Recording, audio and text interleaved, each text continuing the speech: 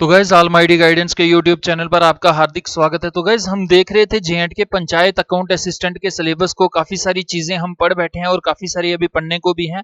तो गाइज इस वीडियो में हम देखेंगे अकाउंटेंसी एंड बुक कीपिंग के कंपोनेंट में एक इंपॉर्टेंट टॉपिक है हमारा, जिसका नाम है प्रॉफिट एंड लॉस अकाउंट। तो गाइस काफी इंपॉर्टेंट ये टॉपिक है, क्योंकि एट द एंड जब भी हमारा बिजनेस चलता है तो उस बिजनेस में अलग अलग ट्रांजैक्शंस होती हैं, अलग अलग प्रकार के रिकॉर्ड्स को मेंटेन किया जाता है। लेकिन वो बिजनेस हमारा अच्छा चल रहा है या नहीं चल रहा है, ये हमें कौन बताता है? ये हमें फाइनल फाइनेंशियल स्टेटमेंट्स बताती हैं, और उन्हीं में से आपको एक इंपॉर्टेंट स्टेटमेंट देखने को मिलेगी प्रॉफिट एंड लॉस अकाउंट की। तो गाइस इस स्टेटमेंट में या इस अकाउंट में हम देखेंगे किस तरीके से हम जितने भी हमारे पास अवेलेबल डेटा जो है उसको हम यहाँ पर किस प्रकार से एंट्री करते हैं, और किस प्रकार से हम एट द एंड देखते हैं कि हमारे बिजनेस या हमारी कंपनी में नेट प्रॉफिट या नेट लॉस कितना हो रहा है।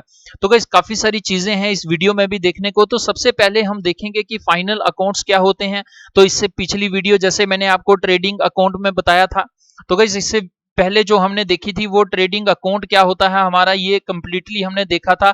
तो ट्रेडिंग अकाउंट से जो है हमारा ग्रॉस प्रॉफिट या ग्रॉस लॉस जो है ये निकलता है।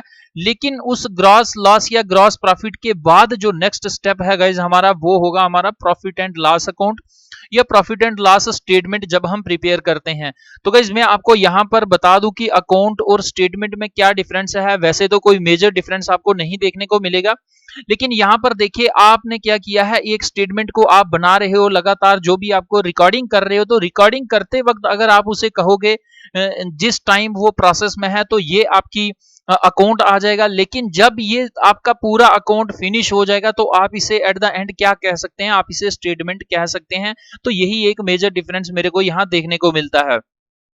तो गाइस देखेंगे फाइनल अकाउंट्स क्या होते हैं, उसके बाद अलग अलग टाइप्स के जो हैं फाइनल अकाउंट्स हैं, और उसके बाद हम देखेंगे कि इंपॉर्टेंट जो एक टाइप है फाइनल फाइनेंशियल अकाउंट्स का, प्रॉफिट एंड लॉस स्टेटमेंट, इसे हम डिटेल में देखेंगे। इस प्रकार की स्टेटमेंट या अकाउंट को रिकॉर्ड करने का, मेंटेन करने के क्या फायदे हैं, क्या एडवांटेजेस हैं, क्या यूजेस हैं, किस तरीके से ये हमारे लिए हेल्पफुल है, ये भी देखेंगे। और उसके बाद मैं आपको बताऊंगा कि क्या फॉर्मेट होता है, किस प्रकार का पैटर्न होता है, और एट द एंड हम क्या देखेंगे, कुछ एमसीक्यूज देखेंगे प्रैक्टिस के लिए, जिससे आपको ये एक आइडिया हो जाएगा कि एग्जाम में किस प्रकार का क्वेश्चन जो है वो स्ट्राइक कर सकता है।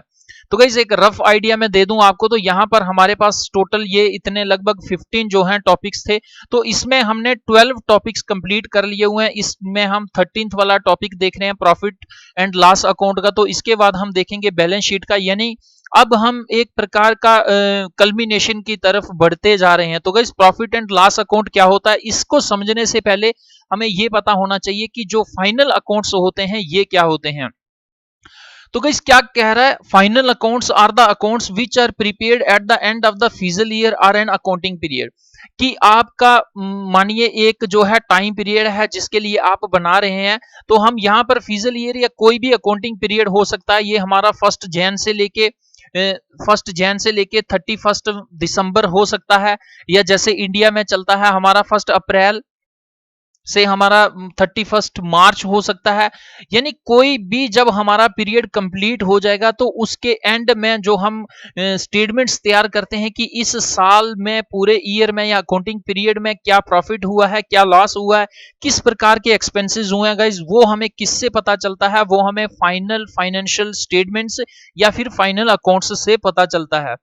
तो यहां पर क्या देते हैं, ये they give us a precise idea of the financial position of the business और ऑर्गेनाइजेशन टू द ओनर्स, कि हमारे बिजनेस की फाइनेंशियल पोजीशंस क्या हैं, वो हमें ओनर्स जो होता है उसे पता चलता है, कि मैनेजमेंट को पता चलता है, या और भी जो स्टेक होल्डर्स हैं उन्हें ये पता चलता है कि हमने जो पैसा जिस कंपनी में या जिस बिजनेस में इन्वेस्ट किया हुआ है वो प्रॉफिट में जा रहा है, वो लॉस में जा रहा है, कहां पर उसकी क्या सिचुएशन है, क्या कंडीशन है गाइज, ये सब डिटेल हमें कौन प्रोवाइड करता है, ये फाइनल अकाउंट्स प्रोवाइड करते हैं। Financial statements are primarily recorded in a journal. तो सबसे पहले क्या होता है कि जब भी बिजनेस में कोई ट्रांजैक्शन होती है उसे हम जर्नल में लिखते हैं, उसके बाद लेजर में लिखते हैं, उसके बाद हमारा ट्रेडिंग ट्रायल बैलेंस के माध्यम से हम इसको क्रॉस चेक करते हैं, फिर हमारा ट्रेडिंग अकाउंट बनता है और ट्रेडिंग अकाउंट के बाद जो है हमारा ये फाइनल अकाउंट्स तैयार करते हैं जिसमें हमारा ट्रेडिंग अकाउंट आ जाता है। तो गाइस आपको अगर पूछे कि फर्स्ट फाइनेंशियल स्टेटमेंट या फर्स्ट फाइनल आपकी अकाउंट या स्टेटमेंट है तो ये कौन सी होगी गाइस, ये ट्रेडिंग अकाउंट होगा। ट्रेडिंग अकाउंट और मैन्युफैक्चरिंग अकाउंट दोनों सिमिलर होते हैं, सिर्फ इनमें ये डिफरेंस होता है कि ट्रेडिंग अकाउंट में आप क्या करते हैं, आपने फिनिश्ड प्रोडक्ट्स को खरीदा है, आप यहां से क्या करते हैं, फिनिश्ड प्रोडक्ट्स को खरीद रहे हैं कहीं से और यहां से आप खरीद रहे हैं और यहां पे आपका जो प्रोसेस है आप कैरीज करके ये जो आपका सेल पॉइंट है यहां पर बेच रहे हैं, यानी उनमें ये आपके फिनिश्ड प्रोडक्ट्स हैं, इसमें किसी भी प्रकार की और मॉडिफिकेशन नहीं जरूरत है, ये आपका ट्रेडिंग अकाउंट आ गया। तो मानिए कोई एक साल चलता है तो वहां पर आपका ओपनिंग स्टॉक कितना है, तो इस ट्रेडिंग अकाउंट में यहां पर एक्सप्लेन नहीं करूंगा, इससे पिछली वीडियो जो थी उसमें काफी डिटेल में हमने ये देखा था। तो अगर आपको ट्रेडिंग अकाउंट या मैन्युफैक्चरिंग अकाउंट का नहीं पता तो गाइज आप उस वीडियो को देख लें। तो ट्रेडिंग अकाउंट का ट्रेड जो सिर्फ फिनिश्ड गुड्स में होता है, लेकिन मैन्युफैक्चरिंग अकाउंट जो होता है इसमें आप क्या करते हैं, अलग अलग सोर्सेज से रॉ मटेरियल को इकट्ठा करते हैं और फिर यहाँ पर आप प्रोडक्शन करते हैं, प्रोडक्शन के बाद आप होलसेल कर सकते हैं। यानी अगर आपका मैन्युफैक्चरिंग अकाउंट है तो इसके बाद जो है फिनिश्ड प्रोडक्ट्स का जैसे हम ट्रेडिंग अकाउंट देख रहे हैं तो यहां से आगे वो जो है वो कार्य हो सकता है। लेकिन गाइस यहां से क्या हमें मिलेगा, ट्रेडिंग अकाउंट या मैन्युफैक्चरिंग अकाउंट से हमें मिलेगा ग्रॉस प्रॉफिट या ग्रॉस लॉस मिलेगा। अब हमें ये नहीं पता है कि हो सकता है ग्रॉस प्रॉफिट हमारा हो रहा हो लेकिन हमने कुछ एक्सपेंसेस ज्यादा, इनडायरेक्ट एक्सपेंसेस ज्यादा कर दिए हैं, तो एक्चुअल में ग्रॉस प्रॉफिट है लेकिन जो रियलिटी है वहां पर हमें नेट लॉस हो रहा है। तो ये क्यों हो रहा है, ये सारा मिसमैच हम देखेंगे। तो यहां पर क्या होगा कि आपको ग्रॉस प्रॉफिट या ग्रॉस लॉस का आपको पता चलेगा कि बिजनेस में सेल्स ज्यादा हुई है या हमारा एक्सपेंडिचर ज्यादा हुआ है। लेकिन नेट जब हम निकालेंगे जितने भी हमारे खर्चे या और भी हमें इनडायरेक्ट सोर्सेज से जो रेवेन्यू या इनकम्स आ रही हैं उनको जब हम जितना भी हमारा ग्रॉस प्रॉफिट होगा उसके साथ मिलाएंगे और इनडायरेक्ट एक्सपेंसेस को जब हम उनमें से माइनस करेंगे तो गाइस ओवरऑल हमारे पास जो अमाउंट निकल के आ जाएगा ये हमारा ग्रॉस प्रॉफिट या ग्रॉस लॉस आ जाएगा। तो गाइस इस वीडियो में हम देखेंगे प्रॉफिट एंड लॉस अकाउंट क्या होता है, डिटेल में देखेंगे और नेक्स्ट वाला जो हमारा वीडियो होगा या सेशन होगा उसमें हम बैलेंस शीट देखेंगे। तो गाइज आई होप कि आपको फाइनल जो स्टेटमेंट्स होती हैं इनका थोड़ा कंसेप्ट आ गया होगा। तो गाइज क्या होता है प्रॉफिट एंड लॉस स्टेटमेंट, तो क्या कह रहा है, the profit and loss account shows the revenue and losses of a business over a given period of time. तो यहां पर आपको क्या पता चलेगा कि रेवेन्यू, मानो आपको रेवेन्यू हुआ है 100 करोड़ का, 100 करोड़ आपका रेवेन्यू हुआ है, या फिर आपने क्या किया है, आपको एक्सपेंडिचर आपने कर दिया है 120 करोड़ का। तो यहां पर आपका लॉस कितना हो रहा है, आपने खर्चा 120 करोड़ किया लेकिन आपको जो रेवेन्यू है वो 100 करोड़ का हो रहा है, तो यहां पर आपका क्या आ जाएगा, लॉस आ जाएगा 20 करोड़ का।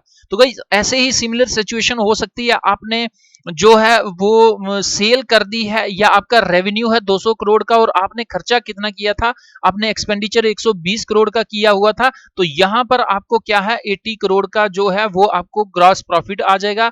या फिर आप कह सकते हैं कि अगर ग्रॉस प्रॉफिट आपका 200 करोड़ का है और आपका यहां पर इनडायरेक्ट एक्सपेंसेस या जो भी सारे हैं वो उनको मिला के 120 करोड़ आपका यहां पर आ रहा है, तो यहां पर आपको जो नेट प्रॉफिट है गाइस वो 80 करोड़ का आ जाएगा। मैं आपको अगली स्लाइड में डिटेल में बताऊंगा ये सब। तो क्या कह रहा है, the profit and loss statement also called as income statement. तो गाइस यहां से भी आपको क्वेश्चंस बन सकते हैं, प्रॉफिट एंड लॉस स्टेटमेंट को हम इनकम स्टेटमेंट भी कहते हैं। It details a companies financial position for a specific period of time with net profit और नेट लॉस। तो यहां पर आपको ग्रॉस प्रॉफिट या ग्रॉस लॉस का कंसेप्ट नहीं देखने को मिलेगा, वो आपको ट्रेडिंग अकाउंट में देखने को मिल रहा था। यहां पर आपको नेट प्रॉफिट या नेट लॉस कितना हो रहा है, जो उसका रियल इनकम है या रियल लॉस है, तो ये हमें कहां से पता चलता है, ये प्रॉफिट एंड लॉस स्टेटमेंट से मिलता है। The profit and loss account shows that net profit and net loss your business has made within an accounting period after deducting all expenditure from the income। तो guys मैं आपको बताऊंगा आगे कि जितने भी आपके रेवेन्यूज हैं उन सबको इकट्ठा करके आपके जितने भी सारे खर्चे होते हैं उनको जब आप माइनस करते हैं तो अगर वो पॉजिटिव में आ रही है नंबर तो इसका मतलब आपको प्रॉफिट हो रहा है, अगर वो नेगेटिव में आ रहा है इसका मतलब आपको लॉस हो रहा है। A net profit is earned if the total expenditure is less than the sales and a net loss if it is greater. तो क्या कह रहा है, अगर आपका नेट प्रॉफिट आप तब कमाते हैं जब आपका टोटल एक्सपेंडिचर जो है वो लेस है सेल्स से। मानिए यहां पर आपकी सेल्स है 100 करोड़ की, आपका एक्सपेंडिचर है 80 करोड़ का, तो यहां पर देखिए आपने खर्चा कम किया हुआ, आपको जो है रेवेन्यू ज्यादा है, तो यहां पर आपका क्या आ जाएगा, ये 20 करोड़ जो है ये आपका नेट प्रॉफिट आ जाएगा। लेकिन अगर ऐसा ही वाइस वर्सा होता है, आपने एक्सपेंडिचर ज्यादा कर दिया हुआ, आपको रेवेन्यू या इनकम कम हो रही है, रेवेन्यू कम आ रहा है, तो यहां पर आपको लॉस हो जाएगा, यानी ये आपका -20 करोड़ आ जाएगा, ये आपको लॉस में आ जाएगा। तो गाइस इस तरीके से मैं नेक्स्ट स्लाइड में आपको एक फॉर्मेट के माध्यम से, एक एग्जांपल के माध्यम से भी हम देखेंगे। तो क्या कह रहा है, the profit and loss statement is considered one of the most important documents for keeping an I on the financial health of a business.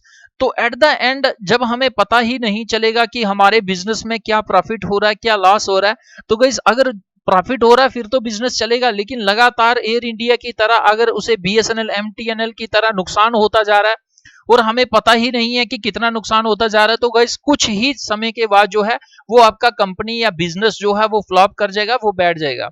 For all private limited companies the profit and loss statement is part of annual statutory accounts. तो guys काफी important ये line है।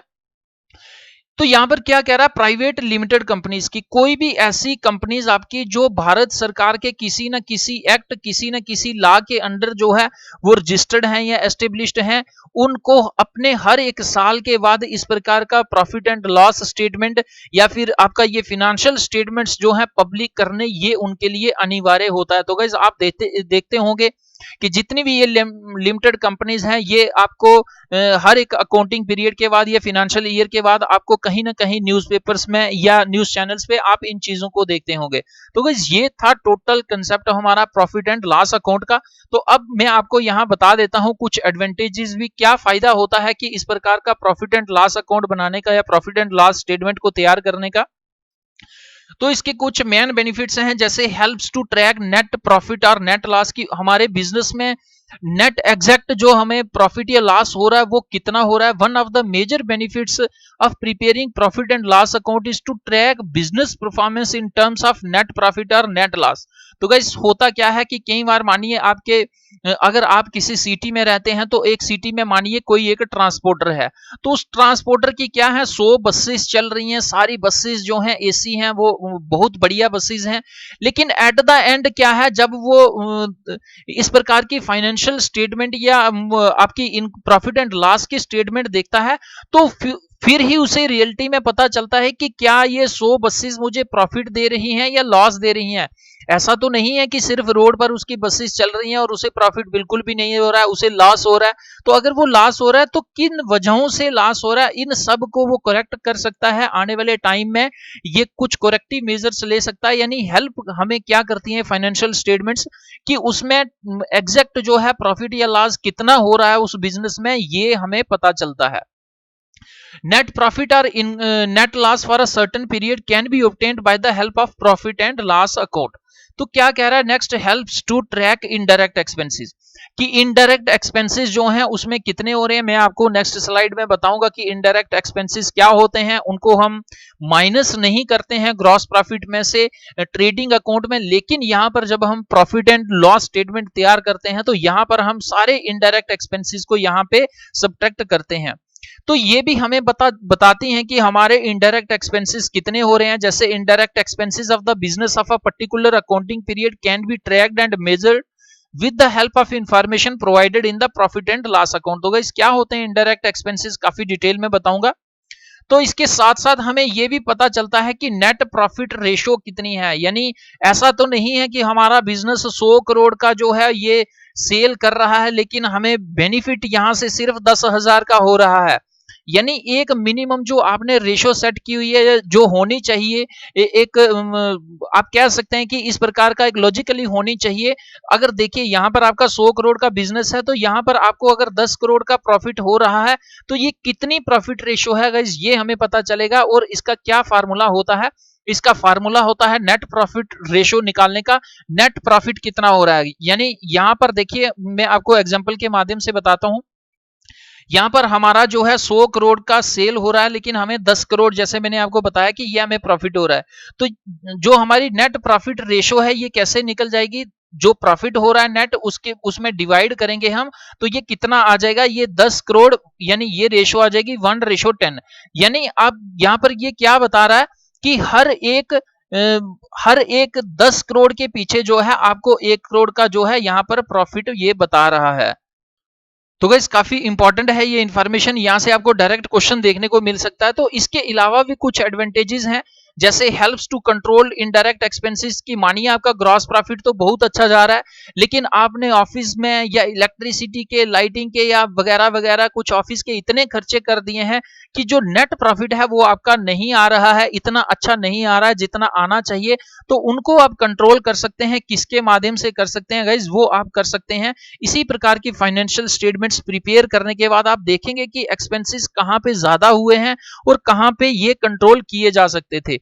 Profit and loss account provides data regarding different indirect expenses of the business firm, कि एक business में कितने प्रकार के इनडायरेक्ट एक्सपेंसेस हो रहे हैं, ये सारी डिटेल आपको इसी में देखने को मिलेगी। It helps to control and minimize excess expenses in order to improve the profitability of the firm. की मानिए जो ग्रॉस प्रॉफिट है वो तो यहाँ पर 100 करोड़ का हो रहा है, लेकिन आपने क्या किया है, 80 करोड़ आपने ऐसे ही चाय पिलाने, जो भी ऑफिस में आ रहा है उसको चाय पिलाने या पानी पिलाने या इस प्रकार की सर्विसेज उन कस्टमर्स को देने में ही आपने बेवजह खर्च कर दी। और ये काम आप जो है ये 40 करोड़ से भी कर सकते थे। तो यहां पर आप देखेंगे कि जो काम 40 करोड़ से हो सकता था वहां पर हमने एक्सेस में 80 करोड़ खर्च कर दिया हुआ। तो गाइस इन चीजों को भी आप कंट्रोल कर सकते हैं, ये आपके ऑफिस के सारे खर्चे जो हैं इनडायरेक्ट एक्सपेंसेस में आएंगे।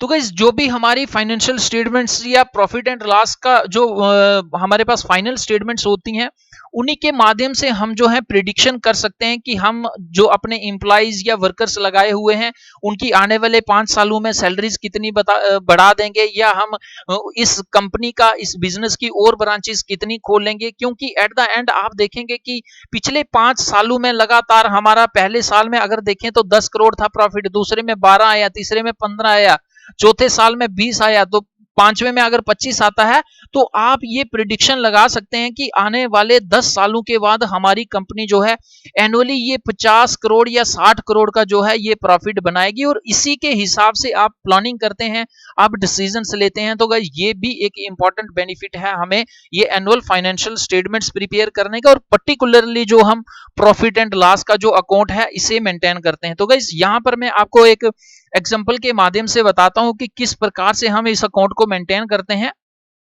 तो गाइस इस प्रकार से जो है आपको फॉर्मेट देखने को मिलेगा। यहां पर आप क्या करेंगे, ये भी आपका टी शेप का होगा अकाउंट, और यहां पर आप क्या करेंगे गाइस, यहां पर जैसे हम करते आए हैं टी प्रकार का, तो यहां पर भी हम वैसे ही करेंगे। तो यहां पर हम क्या करेंगे, यहां पर हम भरेंगे पर्टिकुलर्स। तो गाइस जैसे हम करते आए हैं वैसे ही करेंगे। पर्टिकुलर्स आ जाएगा, ये हमारा अमाउंट आ जाएगा, यहां पर फिर पर्टिकुलर्स आ जाएगा, तो यहां पर हमारा फिर जो है ये अमाउंट आ जाएगा।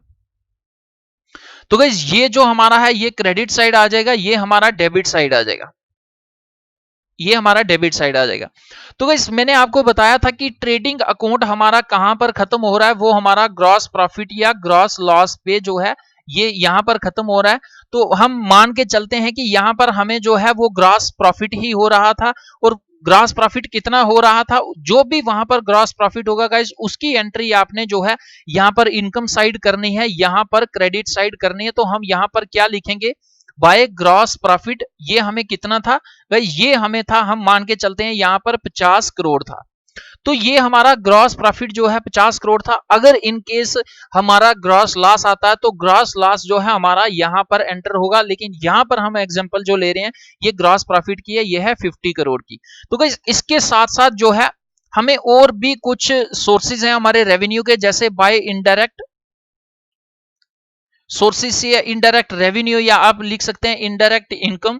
जैसे मैं आपको यहाँ बताता हूँ कि मानिए आपके बिजनेस के पास जो है अलग अलग जगह पर लैंड्स हैं, अलग अलग जगह पर आपने बिल्डिंग्स जो है वो किराए पे दी हुई हैं, आप कुछ ऐसे सर्विसेज भी प्रोवाइड कर रहे हैं जो आपके बिजनेस का पार्ट तो नहीं है, उसका मेन फंक्शन तो नहीं है, लेकिन कहीं ना कहीं वो आपके बिजनेस को जो है वो प्रॉफिट दे रहे हैं। तो मानिए आपने जो है एक बिजनेस चलाया था, मानिए एक छोटी सी बिल्डिंग में जिसमें टोटल वहां पर 50 कमरे थे, लेकिन आपका बिजनेस 5 सालों के बाद बढ़ गया, आपने क्या किया, एक 500 कमरे वाली और बिल्डिंग खरीद ली और वो 50 करोड़ वाली बिल्डिंग आपने किसी को रेंट पे दे दी। तो गाइस वहां से जो आपको रेवेन्यू आएगा ये आपका इनडायरेक्ट इनकम हो जाएगा। ये मानो कि हमारे पास जो है ये 10 करोड़ था। तो गाइस यहां पर हमारा कितना बन रहा है, टोटल हमारे पास जो अमाउंट बन रहा है ये हमारा बन रहा है 60 करोड़। तो गाइस 60 करोड़ हमारा यहां पर बन गया, लेकिन ये तो हमारे पास रहे पैसे जो हमारे पास आए हैं, लेकिन इसके साथ साथ अगर यहां पर हमारा ग्रॉस लॉस है, देखिए आपको यहां पर एक चीज और करनी है, आपका ग्रॉस लॉस और ग्रॉस प्रॉफिट दोनों एक साथ नहीं हो सकता, या तो आपके बिजनेस को फायदा हुआ या नुकसान हुआ, दोनों में से एक चीज होगी। तो गाइस नेक्स्ट यहां पर क्या करना है, आपने कुछ खर्चे भी किए हैं जो डेबिट हुए हैं आपके बिजनेस से, उनको हम क्या कहेंगे यहाँ पे, उनको कहेंगे बाय टू इनडायरेक्ट एक्सपेंसेस। तो इनडायरेक्ट एक्सपेंसेस क्या हो गया, मैंने आपको बताया भी और नेक्स्ट स्लाइड में भी आपको बताऊंगा। जैसे आपने इंप्लॉइज रखे हुए हैं, उनको सैलरीज दे रहे हैं, आपने क्या किया है, अपने बिजनेस पॉइंट तक चीजें पहुंचाई हैं, लेकिन उनको डिलीवर करने के लिए आपने लड़के रखे हुए हैं, वर्कर्स रखे हुए हैं, आपको ट्रांसपोर्ट का खर्चा पड़ रहा है। ये सारे जो इनडायरेक्ट एक्सपेंसेस हैं गाइस वो आपके इस डेबिट साइड आएंगे। और यहां पर अगर आपको कोई लॉसेस हो जाते हैं, जैसे आपके पास 50 गाड़ियां हैं, मानो उनमें से एक साल में 3 गाड़ियां एक्सीडेंट होगी, टोटल लॉस होगी, तो ये सारे आपके इनडायरेक्ट एक्सपेंसेस में आएंगे। तो ये हम मान के चलते हैं कि ये जो हमारा है ये 20 करोड़ जो है ये हमारे इनडायरेक्ट एक्सपेंसेस हो गए। तो गाइस देखिए टोटल हमारे बिजनेस में कितना है, अभी जो हम एक प्रकार से कह सकते हैं कि अभी तक जो टोटल प्रॉफिट है ये हमारा 60 करोड़ का है, लेकिन 20 करोड़ हमारा इनडायरेक्ट एक्सपेंसेस भी है। तो यहां से अगर हम देखेंगे तो ये क्रेडिट वाली साइड बड़ी है, यानी कितना डिफरेंस है, तो ये 40 करोड़ हमें नेट प्रॉफिट हो रहा है। तो यहां पर हम क्या लिखेंगे, नेट टू नेट प्रॉफिट आ जाएगा गाइस हमारा, ये कितना आ जाएगा, ये आ जाएगा हमारा 40 करोड़। और इस तरीके से जब आप दोनों को मैच करोगे तो ये 60 करोड़, यहां पर भी आपका 60 करोड़ आ जाएगा। तो गाइस ये था, सिर्फ इतना ही है आपका जो प्रॉफिट एंड लॉस अकाउंट। यहां पर देखिए जो भी आपको ओपनिंग यहां पर करेंगे वो आपको ग्रॉस प्रॉफिट या ग्रॉस लॉस से करेंगे। अगर ग्रॉस प्रॉफिट है तो आपका क्रेडिट साइड आएगा, अगर ग्रॉस लॉस है, मानिए यहां पर ग्रॉस लॉस है, तो ये आपका डेबिट साइड आएगा। तो यहां पर आपको क्या करना है, इनडायरेक्ट एक्सपेंसेस को इंक्लूड करना है और देखना है कि इसमें और टोटल जो इनडायरेक्ट सोर्सेज ऑफ रेवेन्यू और आपका ग्रॉस प्रॉफिट जो आपने ब्रिंग करा है, यहां पर लाया है, इन दोनों के बीच में कितना डिफरेंस है। इन दोनों में जो भी साइड बड़ी होगी, अगर डेबिट वाला अमाउंट बड़ा है तो इसका मतलब आपको नेट लॉस जा रहा है। तो यहां पर आपको क्या लिखना है, यहां पर नेट प्रॉफिट को काट देना है, यहां पर इसको नहीं लिखना है, यहां पर आप लिखेंगे टू बाय नेट लॉस। तो नेट लॉस आपका कितना आ जाएगा, जितना भी वो डिफरेंस होगा। यहां पर देखिए मैं आपको प्रॉफिट बता रहा हूं, टू नेट प्रॉफिट कितना है। एक और जब मैं आपको प्रॉफिट्स यहां पर डेबिट साइड और क्रेडिट साइड कौन कौन सी एंट्रीज किस प्रकार से करनी है ये बताने के बाद गाइस, एमसीक्यूज से पहले आपको अगली एग्जांपल जो मैं लूंगा वहां पर हमें हमारी बिजनेस को कहीं ना कहीं लॉस हो रहा होगा। तो गाइस ये था फॉर्मेट। इसके बाद मैं आपको बता दूं कि यहाँ पर हमारा जो फॉर्मेट होगा, मैंने आपको बता दिया कि इस प्रकार से अकाउंट बनेगा। ये आपका डेबिट साइड आ गया, ये क्रेडिट साइड आ गया, आपको पापा भरना है यहाँ पर, पापा यानी पर्टिकुलर अमाउंट। तो ये भी आप एक शॉर्टकट की यहाँ याद रख सकते हैं। अब इसकी जो डेबिट साइड एंट्रीज होंगी वो कौन सी होंगी, इस साइड।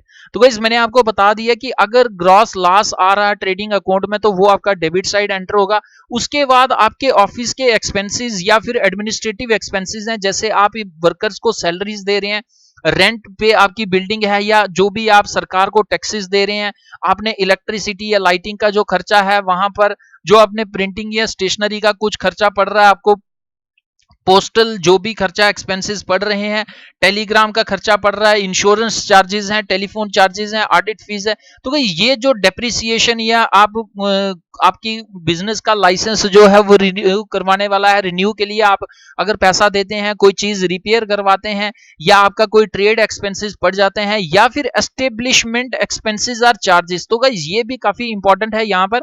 एस्टेब्लिशमेंट एक्सपेंसेस और चार्जेस वो होते हैं, मानिए आपने बिजनेस को शुरू किया था, आपके जो इनडायरेक्ट एक्सपेंसेस हो गया था वहां पर 10 करोड़, लेकिन वो 10 करोड़ आपके पूरे बिजनेस में जो है हेल्पफुल करेगा, तो आप क्या करते हैं 10 सालों के लिए उस 10 करोड़ को बांट लेते हैं। तो हर एक साल आप इनडायरेक्ट एक्सपेंस डालते रहते हैं 1-1 करोड़ का, तो इसे हम कहते हैं एस्टेब्लिशमेंट एक्सपेंसेस और चार्जेस।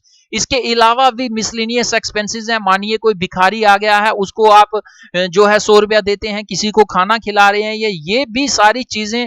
गाइज यहां पर आपको एक चीज और ध्यान रखनी है कि जब भी बिजनेस की बात की जाती है वहां पर आपको एक एक रुपए का हिसाब रखना होता है। ऐसा नहीं है कि अगर आपका मिलियन बिलियंस में भी बिजनेस है तो भी आपको एक एक रुपए का हिसाब रखना होगा, अगर आप उस बिजनेस की फाइनेंशियल स्टेटमेंट्स जो है एक्यूरेट तरीके से तैयार करना चाहते हैं। तो गाइस ये सारे हमारे पास एक्सपेंसेस कौन से आ गए, ये ऑफिस के या फिर एडमिनिस्ट्रेशन जो भी हमारी होती है उस बिजनेस को मेंटेन करने के लिए।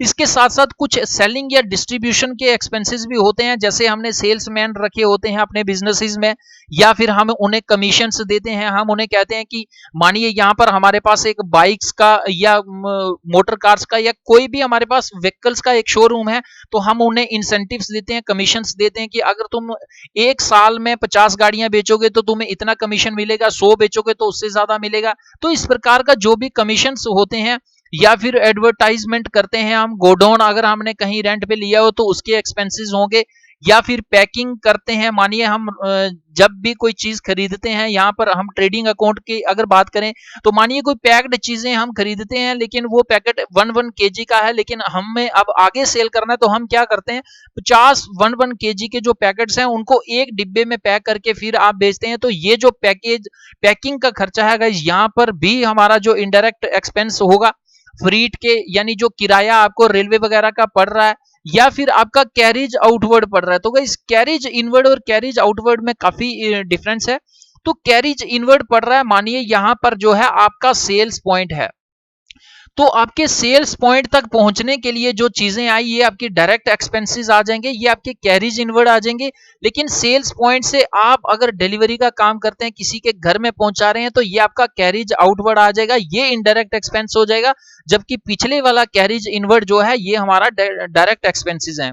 उसके बाद डिलीवरी एक्सपेंसेस, मानिए कि जिस प्रकार से आजकल वो पिज्जा वाले चल रहे हैं, डोमिनोज वाले चल रहे हैं, तो वो आपके घर में जाके आपको हर एक चीज सप्लाई करते हैं, तो ये भी एक्सपेंसेस जो हमारे इनडायरेक्ट एक्सपेंसेस में आते हैं। Insurance of finished goods, stock and goods in transit, bad debts. तो ये सारे जो आपके कंसेप्ट्स हैं ये आपको सेलिंग एंड डिस्ट्रीब्यूशन एक्सपेंसेस में रखने हैं, लेकिन आपको यहाँ पर इनको कोई जरूरत नहीं है कि अलग अलग करने की। आपको ये पता होना चाहिए कि ये हमारा क्रेडिट साइड एंट्री होगी या डेबिट साइड हमको लिखना है, क्योंकि अगर आप क्रेडिट या डेबिट की चीज कोई क्रेडिट में लिख लेते हैं, क्रेडिट की डेबिट में लिख लेते हैं, तो जो एट द एंड हमारा credit is equal to debit आना चाहिए गाइस, वो नहीं आएगा।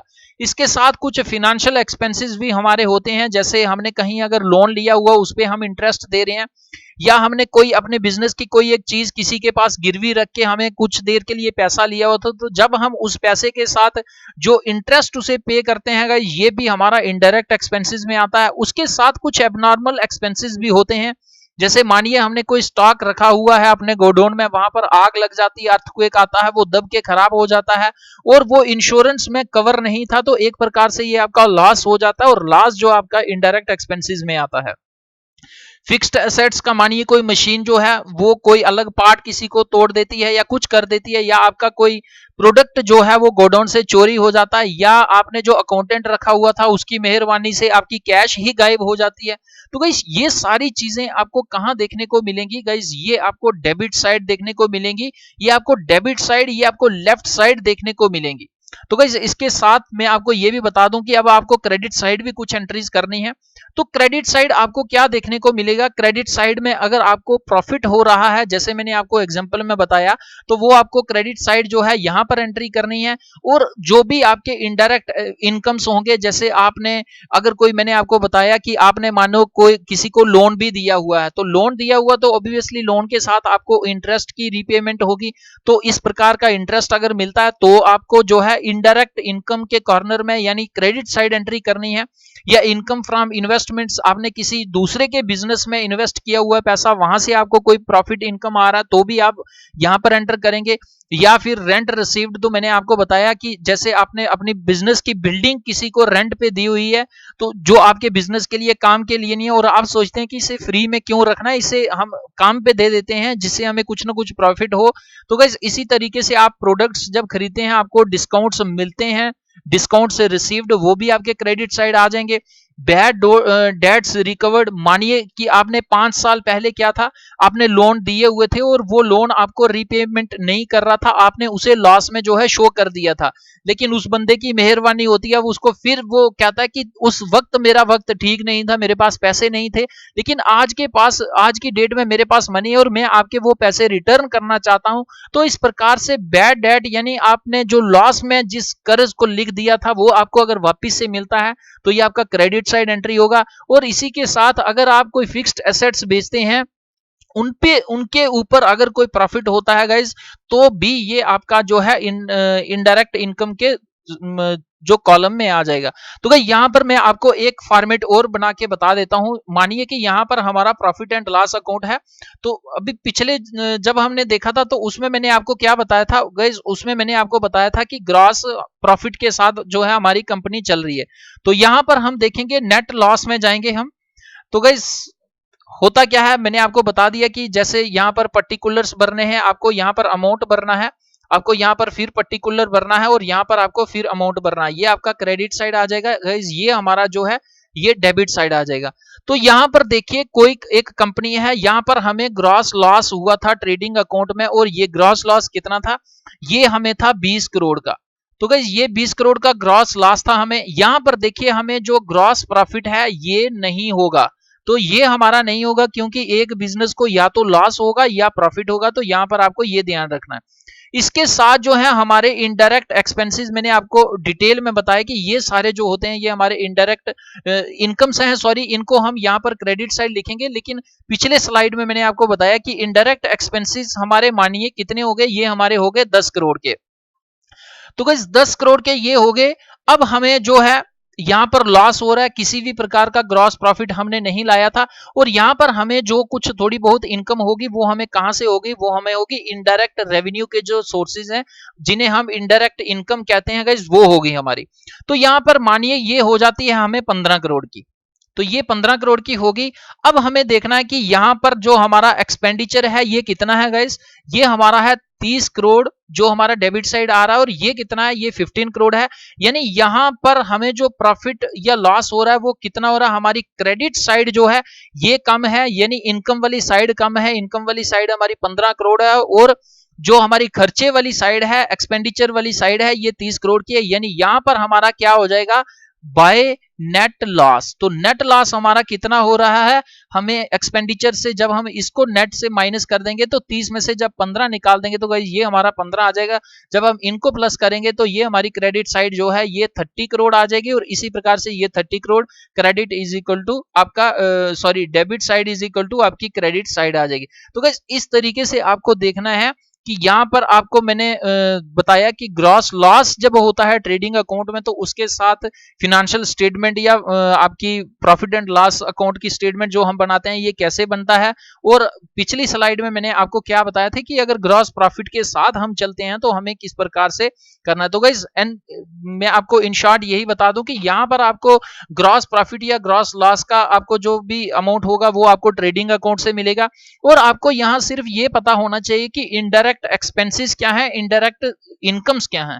तो इनडायरेक्ट एक्सपेंसेस वो होते हैं जो आपके बिजनेस पॉइंट से आगे का खर्चा होता है, या बिजनेस पॉइंट पे आपने ऑफिस का खर्चा या कितने भी जो खर्चे होते हैं स्टेशनरी के, पोस्टेज के, सारे मैंने आपको डिटेल में बता दिए। तो ये आपको यहाँ पर इनडायरेक्ट एक्सपेंसेस यहाँ पर करने हैं, और आपका जो इनडायरेक्ट सोर्सेज ऑफ रेवेन्यू है उनको आपने पर्टिकुलर जो हमारा क्रेडिट साइड का होगा प्रॉफिट एंड लॉस अकाउंट का गाइस वहां पर रखने हैं। तो गाइस ये था हमारा कुछ प्रॉफिट एंड लॉस अकाउंट का। अब मैं आपको कुछ एमसीक्यूज बताऊंगा जिनके माध्यम से आपके मन में अब कॉन्फिडेंस एक आ जाएगा कि अगर इस स्टेटमेंट में से या इस वीडियो में से किसी भी प्रकार का क्वेश्चन आता है तो उसे हम 100% कर लेंगे। तो गाइस क्या है क्वेश्चन, अभी मैंने आपको बताया कि business is said to be in profit, कि एक बिजनेस में प्रॉफिट कब होगा, एक्सपेंडिचर एक्सीड्स इनकम, जब आपकी इनकम कम है और आपका एक्सपेंडिचर ज्यादा है क्या तब आपको प्रॉफिट होगा। सेकंड स्टेटमेंट कह रही है इनकम एक्सीड्स एक्सपेंडिचर, जब आपकी इनकम ज्यादा होगी और एक्सपेंडिचर आपका कम होगा, क्या आपको तब प्रॉफिट होगा? या इनकम एक्सीड्स लायबिलिटी, आपकी जो इनकम है वो आपके लोन वगैरह से ज्यादा है, क्या आप तब कहोगे कि हमारा बिजनेस प्रॉफिट में है? या फिर जो आपके एसेट्स हैं वो आपके खर्चे से बढ़ जाएं, तब आप कहोगे कि आपके बिजनेस को प्रॉफिट हुआ? तो गाइस इन चारों में से एक स्टेटमेंट करेक्ट होगी और ये हमारी स्टेटमेंट है सेकंड वाली करेक्ट।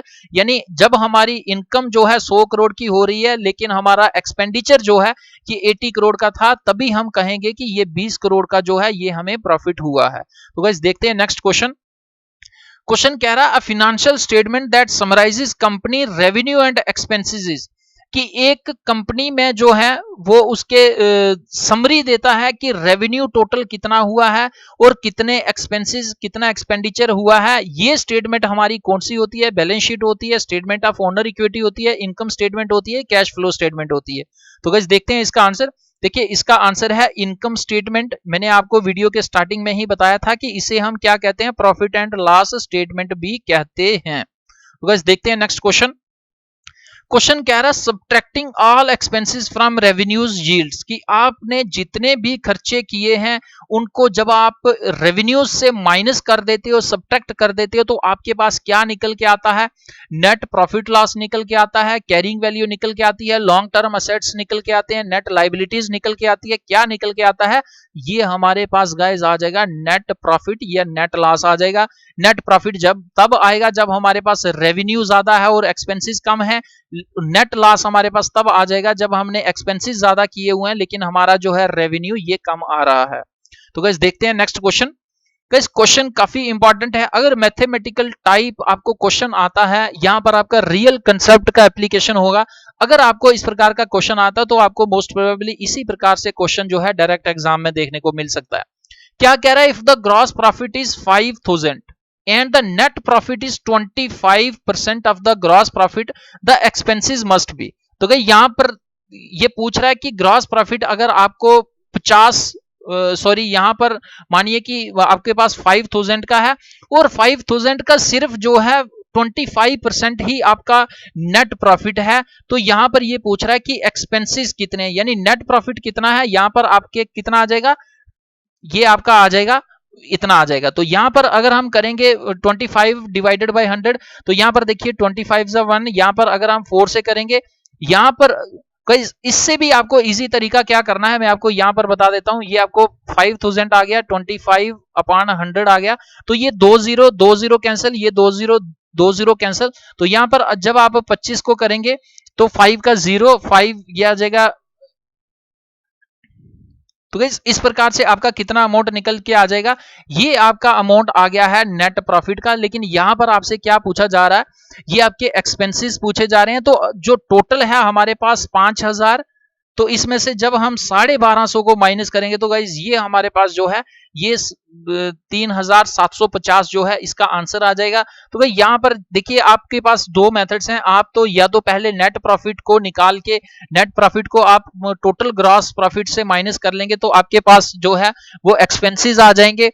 ये भी मेथड है, नहीं तो आपको एक और यहां पर लगा सकते हो। मानिए यहां पर ये बता रहा है कि आपके पास 5000 जो है ये ग्रॉस प्रॉफिट है, तो 25% आपका नेट प्रॉफिट है इसमें से, यानी जो 25% के अलावा जो है वो आपके एक्सपेंसेस हैं। तो यहां पर आप क्या करेंगे? एक्सपेंसेस कितने आ जाएंगे? ये हमारे 75% आ जाएंगे। तो भाई यहां पर भी हम करेंगे तो यहां पर क्या आ जाएगा? 2 0 हम कैंसिल करेंगे। तो अब हमें यहां पर 50 को 75 से मल्टीप्लाई करना है, तो यहां पर हमारे पास आ जाएगा 7035। तो भाई यहां पर अगर आप देखेंगे तो ये हमारे पास 3750 रुपए आ जाएंगे। तो यही हमारा गाइस जो है ये आंसर होगा। तो आई होप कि आपको ये वीडियो बहुत अच्छी लगी होगी, समझ आ गई होगी। तो गाइस अभी भी आपको अगर किसी प्रकार का कंफ्यूजन है तो आपके पास बहुत सारे रास्ते हैं मेरे पास पहुंचने के लिए। आप कमेंट बॉक्स में कमेंट कर सकते हैं, आप almightyguidance@gmail.com इस पर मेल कर सकते हैं, आप इस व्हाट्सएप नंबर का भी जो है ये हेल्प ले सकते हैं। तो गाइस अगर आपको वीडियो अच्छी लगती है तो आप लाइक करना ना भूलें, जरूर लाइक करें। वीडियो को बनाने में काफी मेहनत लगती है, आपका लाइक करने से एक प्रकार की एनकरेजमेंट मिलती है। तो इस फेसबुक पर भी आप हमारे साथ जुड़ सकते हैं, काफी सारी इंफॉर्मेशन जो है यहाँ पर भी शेयर की जाती है। गाइस हर एक वीडियो का पीडीएफ पाने के लिए आपको क्या करना है कि टेलीग्राम पर जाना है और वहां से इंस्टॉल करना है, प्ले स्टोर में जाना है और टेलीग्राम को इंस्टॉल करना है और ऑलमाइटी गाइडेंस के यूट्यूब चैनल को सब्सक्राइब करना है। इसका ये बेनिफिट होगा कि हर एक वीडियो का पीडीएफ जो है आपके पास पहुंच जाएगा, जिससे आपको रिवीजन करने में आपको प्रॉब्लम नहीं होगी।